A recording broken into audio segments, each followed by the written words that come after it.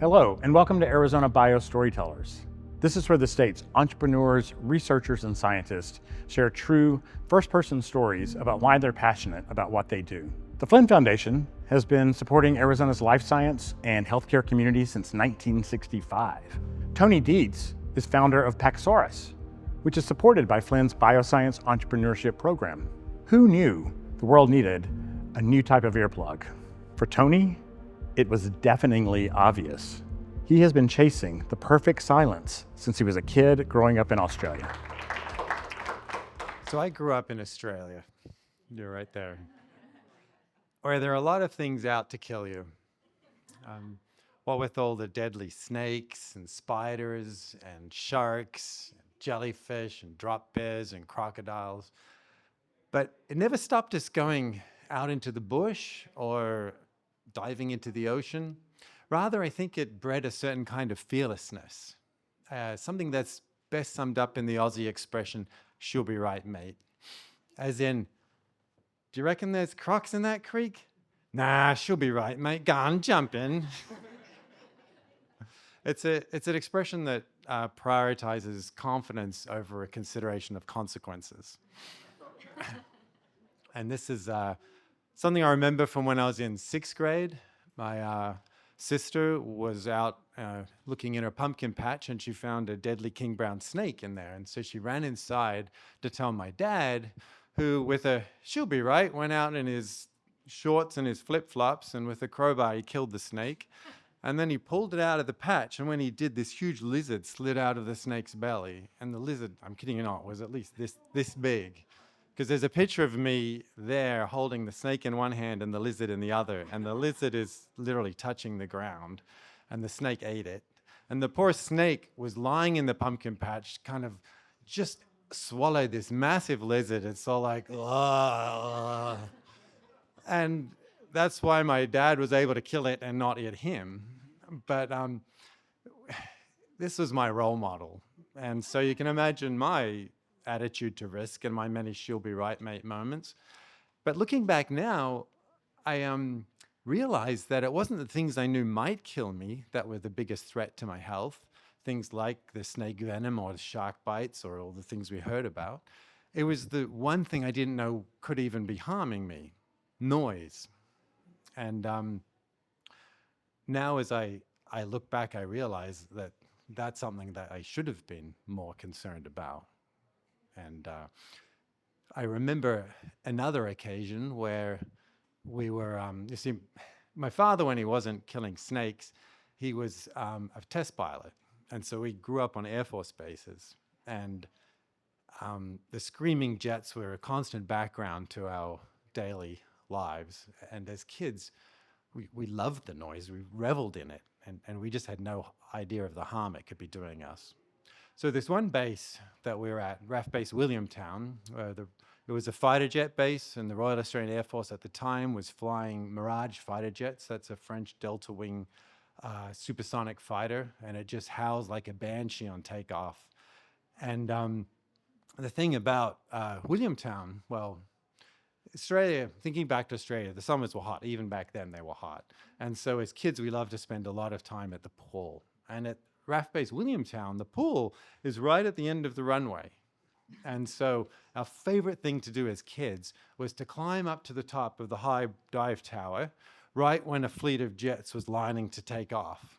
And so we'd wait till the lead pilot lined up, and then as he pushed his throttle forward and the jet woke up with a roar and the 13,000 pounds of thrust starts barreling him down the runway, we're creeping to the edge of the diving board till our toes are hanging over the edge. And then, we're bending our knees and looking, and the plane's getting louder and louder and closer, and you can see the horizon shimmering in the heat exhaust of the aircraft. And then just as the pilot pulls back on the stick, rotates, and he lifts off, we get ready to jump, and then as the plane thunders overhead, we leap out off the board into just a fury of sound.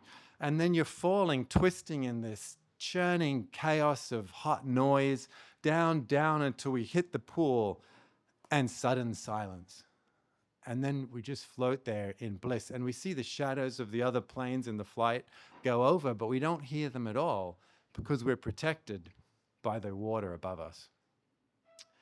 So I spent much of the rest of my career playing with noise. I ended up joining the Air Force myself. I became a flight test engineer.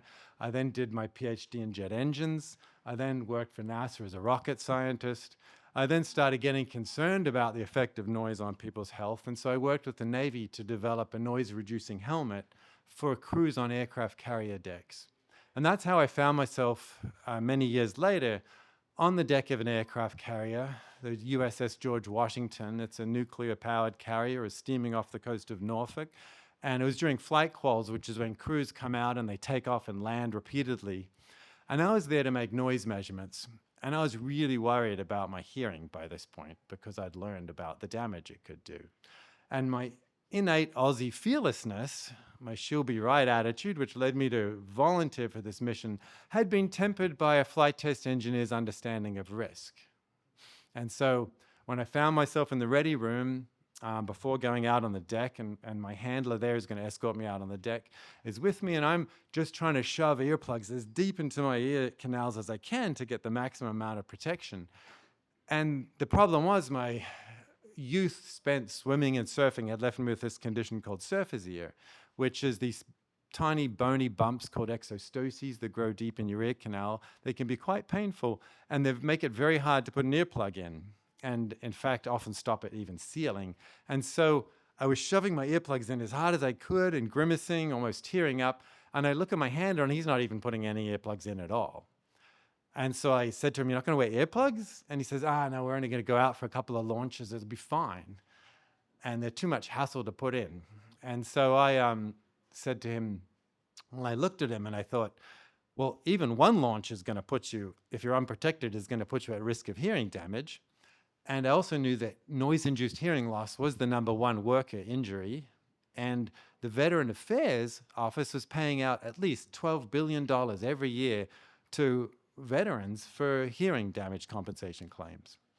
So I didn't say to him, "She'll be right, mate," because I knew she wouldn't be right. And so I said, "Do you mind being deaf when you're older?" And he kind of looked at me, and I could see the realization cross his face. And maybe he was thinking about all the things he'd missed. Maybe he was thinking about the fact that he really liked waking up and hearing the sound of birds in the morning. Or maybe it was he loved the high notes of a saxophone solo. Or he was already maybe having trouble hearing people in crowds, which is a very common problem. Or maybe he was looking forward to being a grandfather and having his grandchild reach up and whisper a secret into his ear. I don't know what it was, but whatever it was, he dug into his pocket and he started putting his earplugs in. And that's when I realized it wasn't just the lack of training or regulations. There was plenty of that. It was that the earplugs themselves were too hard to use. And for some people like me, they just didn't work anyway. So I set out to make some that would.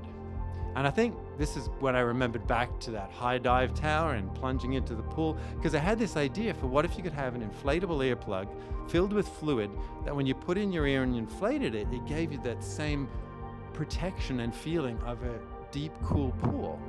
So I made a prototype and it worked. And then there's a long path from prototype to product. And that requires another type of leap. So I became an entrepreneur, and it requires a certain fearlessness, but now tempered with risk and a good understanding of risk. So how did it turn out? Well, I'll let you know, because we're still kind of in that free fall part.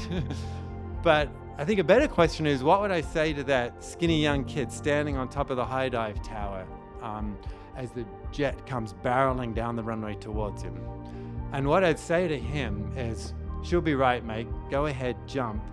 But wear these. I made them for you."